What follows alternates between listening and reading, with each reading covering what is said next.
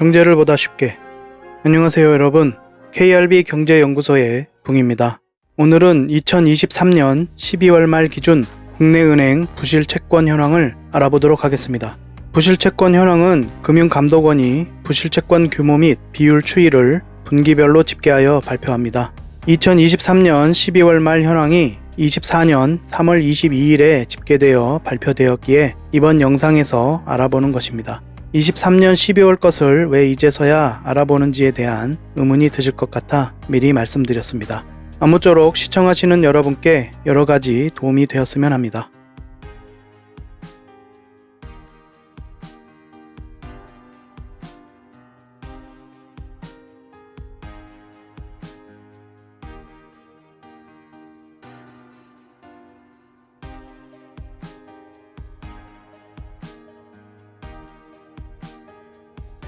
본 내용을 알아보기에 앞서 오늘도 변함없이 밑지식을 위한 용어를 알아보도록 하겠습니다.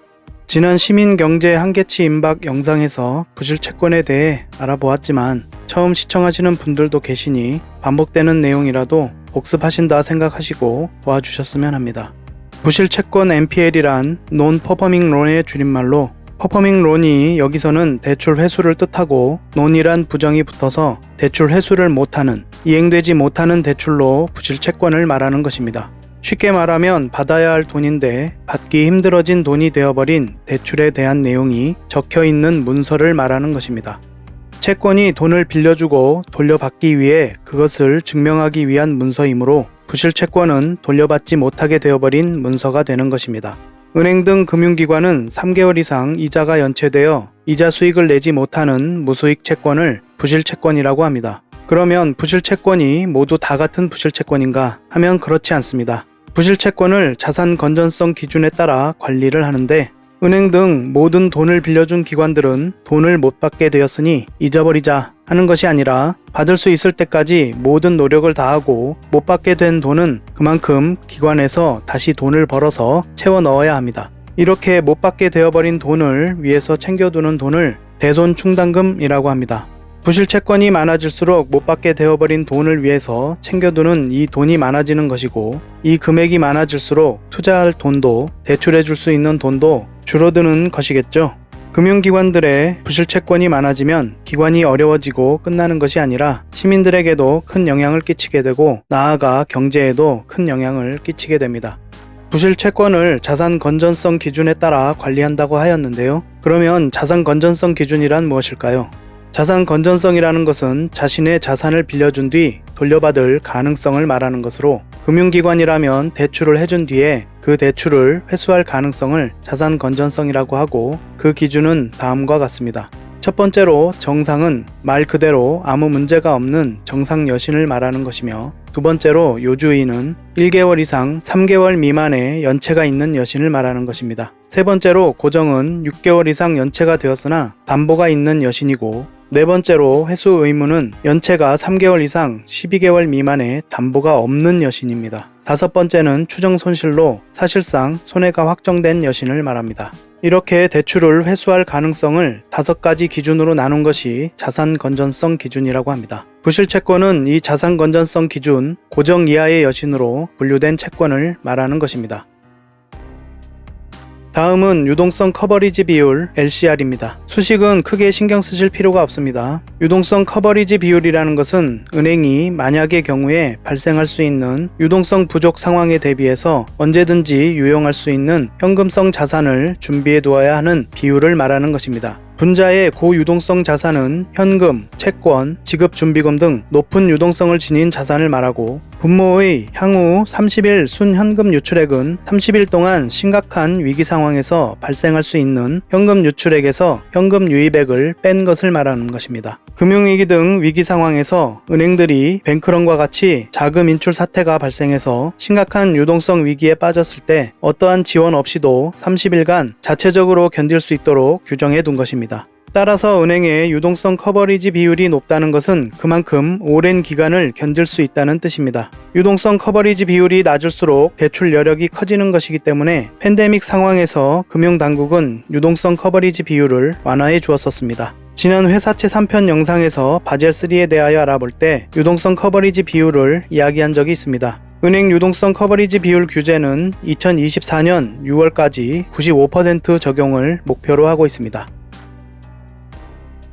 대손이란 받아야 할 돈을 받지 못하여 발생하는 손해를 말합니다. 쉽게 말해서 돈을 떼이게 되는 경우를 말하는 것이죠. 대손 충당금은 방금 이야기한 것처럼 돈을 빌려주고 돈을 받지 못할 상황을 예상해서 금융기관이 벌어들인 이익의 일부를 손실을 대비하기 위한 용도로 은행들이 자체적으로 평가하여 그 평가만큼 쌓아두는 돈을 말합니다. 이 대손 충당금은 비용으로서 대손 충당금이 늘어나면 비용이 커졌다는 말과 같고 비용이 커지면 그 금융기관의 이익은 줄어드는 것입니다. 은행이 이익이 줄어드는 것을 반가워할 리가 없으니 금융환경이 위험해져도 대손 충당금을 충분하게 쌓아두지 않을 수도 있겠죠. 그렇기에 금융감독원은 은행업 감독 규정으로 자산별로 쌓아두어야 할 대손 충당금 기준을 마련하고 금융기관들을 관리 감독하고 있습니다. 다음 대손 준비금도 대손 충당금과 같이 금융기관이 대출을 해준 돈을 못 받을 것을 대비하여 쌓아두는 것인데 대손 충당금은 은행이 자체적으로 평가하여 쌓아둔 것이기에 이 대손 충당금이 금융감독원이 설정한 기준에 미치지 못하면 그 차액만큼 추가로 더 준비해야 합니다. 그래서 이것을 대손 준비금이라고 합니다.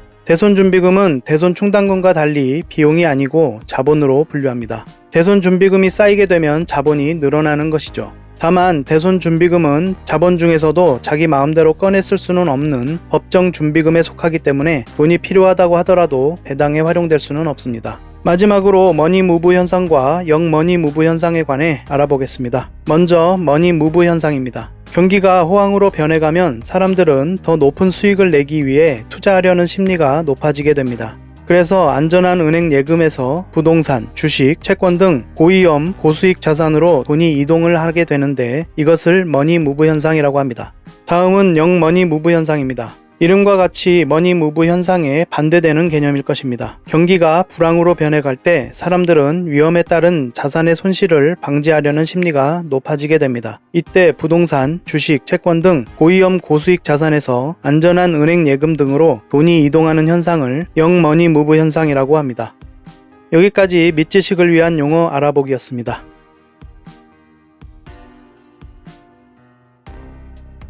2023년 12월 말 기준 국내 은행 부실채권 현황을 알아보겠습니다. 표는 국내 은행의 부실채권 규모 및 비율 추이를 나타낸 표입니다. 23년 12월 말 기준 총 여신 규모가 2,629조 원이고 부실채권이 12조 5천억 원으로 부실채권 비율이 0.475%입니다. 총 여신 규모가 22년 12월 말 2,532.4조 원에서 1년 만에 96.6조가 늘었고 부실채권은 10.1조에서 12.5조로 2.4조가 늘었습니다. 부실채권 비율은 전분기 말 대비 0.03%포인트 상승, 전년 동기 대비로는 0.07%포인트 상승하였습니다. 부실채권은 23년 9월 말 11조 5천억 원에서 12월 말 12조 5천억 원으로 불과 3개월 만에 1조 원이 증가하였습니다. 대손 충당금 잔액은 23년 3월 말 24조, 23년 6월 말 23조 8천억 원, 23년 9월 말 24조 7천억 원, 23년 12월 말 26조 5천억 원입니다. 전분기 말 대비 1조 8천억 원이 증가하였습니다. 총 부실채권 12조 5천억 원 중 기업 부실이 10조 원, 가계 부실이 2조 3천억 원, 신용카드 2천억 원입니다. 대손 충당금 적립률은 전분기 말 대비로는 대다수 은행에서 상승하였으나 특수은행에서 하락하여 전체 마이너스 3%포인트 감소하였습니다. 특수은행은 산업은행, 기업은행, 수출입은행, 농협, 수협 등을 말하는 것입니다. 전년 동월 대비로는 전체 마이너스 15%포인트 감소하였습니다. 다음 부실채권 신규 발생 및 정리 추이표를 보시겠습니다. 2023년 4분기 중 신규 발생 부실채권은 5조 7천억 원으로 지난해 같은 기간보다 2조 6천억 원이 증가하였습니다. 그중 기업 여신 신규 부실이 4조 4천억 원, 가계 여신 신규 부실이 1조 1천억 원입니다. 특히 기업 여신 신규 부실 4조 4천억 원 중 중소기업 신규 부실이 3조 2천억 원으로 지난해 같은 기간보다 1조 5천억 원이 늘어났습니다. 대기업의 신규 부실이 1조 2천억 원으로 부실의 전이가 일어나고 있음을 알 수 있습니다.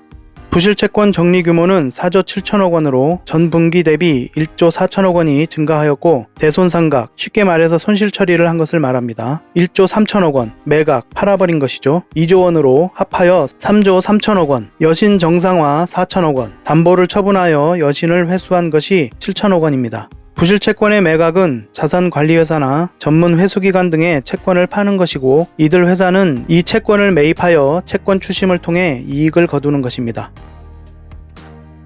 다음은 부문별 부실채권 비율 표를 보시겠습니다. 총 여신 비율 0.47% 중 기업 여신이 0.59%를 차지하고 있고 그중 중소법인의 부실채권 비율이 가장 높다는 것을 알 수 있으며 가계 여신 부실 비율은 0.25%로 그중 주택담보대출이 0.16%로 전분기 말 대비 0.01%포인트 줄었고 신용대출 또한 전분기 말 대비 0.01%포인트 줄었습니다. 다만 전년 동기 대비로는 각각 0.04%포인트와 0.13%포인트 증가하였습니다. 신용카드 부실채권 비율은 1.36%로 지난해 같은 기간보다 0.45%포인트 늘어났으며 전분기 말과 유사한 수준을 보이고 있습니다.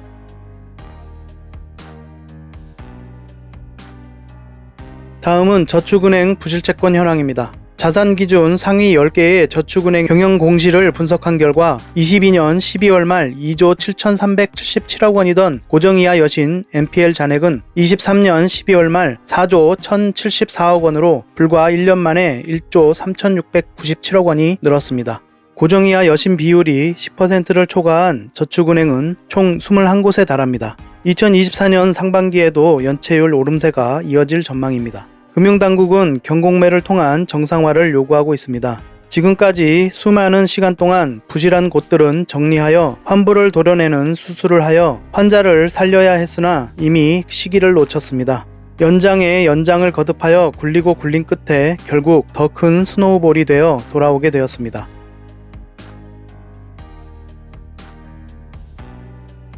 이런 가운데 한국은행은 현 금융 상황에 대해 전반적으로 안정적이라고 진단하고 부동산 프로젝트 파이낸싱 부실 확산도 충분히 감내 가능한 수준이라고 평가했습니다. 그러면서도 모순적이게 PF 사업장 리스크가 커졌으며 부동산 경기, 건설사 구조 조정은 실물 경제를 악화시킬 우려가 있다고 하고 있습니다. 금융당국은 경공매를 통해 정상화를 요구하지만 반값에 내놓은 PF 사업장도 팔리지 않는 상황입니다. 상식적으로 사업장이 안 좋다고 판단된 사업장을 그 누가 떠안겠습니까? 정부는 주택도시보증공사, 주택금융공사 등 보증 규모를 키우고 연대 보증 요건을 완화하는 등 대책을 내놓고 있습니다만 여기서 생각해 보아야 할 것은 이렇게 보증을 하는 곳의 자금 사정은 어떠한가입니다. 이렇게 보증 규모를 키우면 더 큰 부실을 키우는 것은 아닌가 하는 의문이 남습니다. 이런 상황에서 23년 역대급 세수 펑크가 났는데도 24년 국세 감면이 77조 1천억 원에 이를 것이라는 전망이 나왔습니다. 기획재정부는 2024년 조세지출 기본계획을 통해 올해 국세 감면액을 전년 69조 5천억 원 대비 10.9%가 늘어난 77조 1천억 원으로 전망했습니다.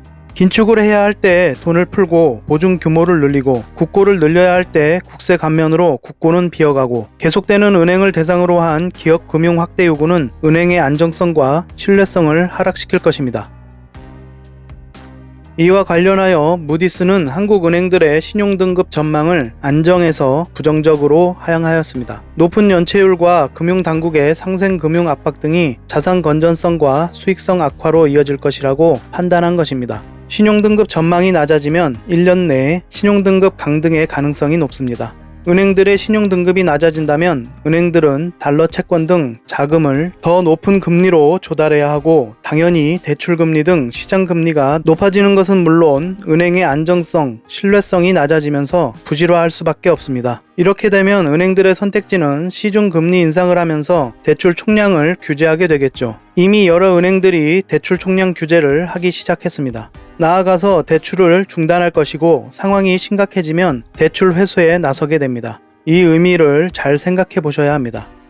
국가 경제는 점점 더 나락으로 떨어지고 있고, 은행과 기업 부실은 점차 확대되어 가고 있습니다. 자산 건전성 기준, 추정 손실이나 다름없는 부실채권을 지원과 연장을 통해 요주의급 부실채권으로 만드는 것이 과연 어떤 의미가 있을까요? IMF 외환위기, 글로벌 금융위기, 코로나 팬데믹 등 수많은 위기가 있었고 수많은 가정이 해체되었습니다. 도대체 2023년에는 어떤 위기가 있었는지, 그리고 지금 우리 곁에 있는 위기는 무엇인지, 이 위기를 극복하기 위해서 우리는 무엇을 해야 하는가? 현명한 판단과 현명한 선택을 해야만 우리 모두와 미래까지도 함께 살릴 수 있을 것입니다. 오늘은 부실채권 현황과 우리 곁의 위기에 대해서 알아보았습니다. 영상 끝까지 시청해주셔서 고맙습니다. 여러분이 시청해주시고 주변에도 널리 알려주셔서 영상을 많은 분이 함께 볼 수 있도록 해주시면 영상 제작에 아주 큰 힘이 될 것 같습니다. 총선이 얼마 남지 않았습니다. 한 사람의 주권자로서 시민의 의무를 다하시고 여러분의 권리를 쟁취하시기 바랍니다. 여기까지 KRB 경제연구소의 붕이었습니다. 고맙습니다.